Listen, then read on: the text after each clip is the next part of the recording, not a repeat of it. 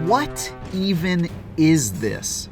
I can kind of see the old school tactical shooter vibes CrossfireX's multiplayer was going for, but it's chock full of ill-conceived modes, cringeworthy maps, and laughably bad controls that would have ruined the moment-to-moment gunplay even if the rest of that didn't.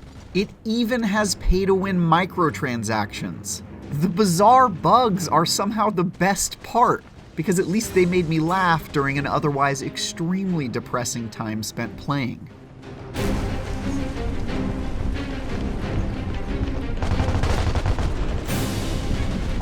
CrossfireX can trace its lineage back to the hugely popular PC shooter from 2007, Crossfire, but developer Smilegate has seemingly taken very little care in translating that success over to this Xbox game. Nowhere is this more obvious than in the shooting mechanics themselves, which are some of the sloppiest and most inaccurate I've ever gone into battle with. Aiming is a painful ordeal because your weapons sluggishly wiggle from place to place with almost no consistency. Even when adjusting the aiming settings and the various levels of aim assist, I could find no way to make it feel good in the slightest. It's astonishing that a shooter could get something so fundamental as aiming so wrong in 2022.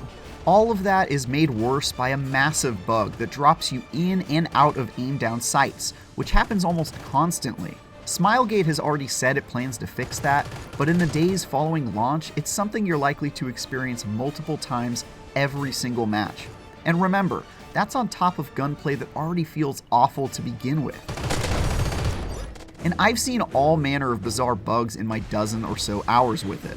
For example, this insanity happened for an entire match. And then there's the fact that the main menu itself is completely unstable. I mean, just look at it!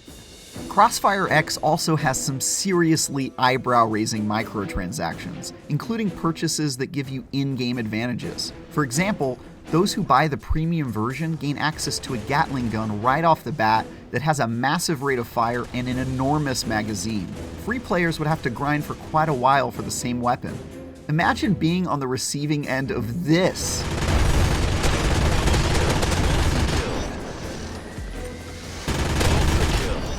Multiplayer modes are divided into two equally upsetting buckets. Modern, which adds features like the ability to aim down sights and mantle up ledges, and Classic, which retains all the original design of the PC version of Crossfire, where you can't do any of that fancy stuff.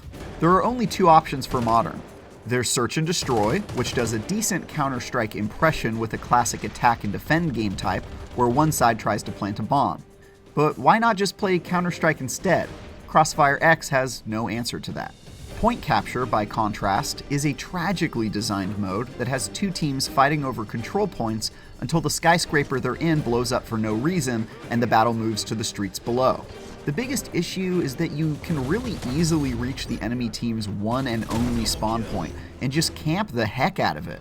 Multi-kill. In almost every early match I played, this tactic was used against me to excruciating effect. My only recourse was to become a monster myself and camp the enemy spawn point before they got the chance to do it to me. To make matters worse, the first team to save up enough points gets to summon a more powerful soldier with special abilities. And once that happens, that player can rush over to the enemy spawn point and relentlessly dominate them until the match ends. It's doubling down on a bad idea. Double kill. Moving over to the classic modes, we find a stripped-down version of Search and Destroy, and a few new modes that vary in their levels of frustration. The highlight of the bunch is Spectre, which pits one team of defending soldiers against an invading team of stealth assassins that only have knives. The slower pace makes all the difference. One side's eyes dart around fearfully in search of invisible ninjas, while the other side slowly and methodically stalks the map looking to slit throats. It doesn't fix the terrible gunplay, but it's a neat premise. Knife kill. Team Deathmatch is exactly what it sounds like, but I recommend avoiding it at all costs. The map is just as atrocious as Point Capture when it comes to spawn killing, and besides that, it's basically one big hallway and removes all semblance of strategy. But wait, I've saved the worst for last. That title goes to Nano. A mind-bogglingly awful zombie infection mode where a few players start off as aliens and must try to infect everyone else. The poor design perplexes and astounds me. The infected move super fast, take lots of hits to kill, respawn infinitely and immediately, and only have to hit their targets once to instantly convert them. The balance is ridiculous. Of course, none of that matters because when the infected side wins, and they always do, everyone is considered a winner because they're all on the infected team by the time the match ends. So what was even the point of that? Mission success. Global risk win.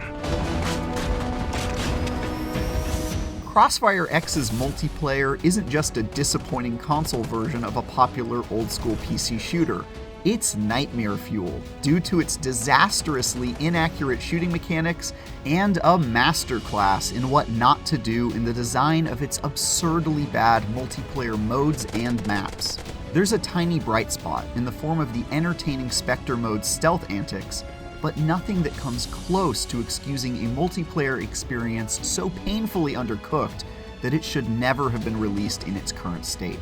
The fact that it includes pay-to-win microtransactions, and that isn't even the worst thing about it, should tell you everything you need to know.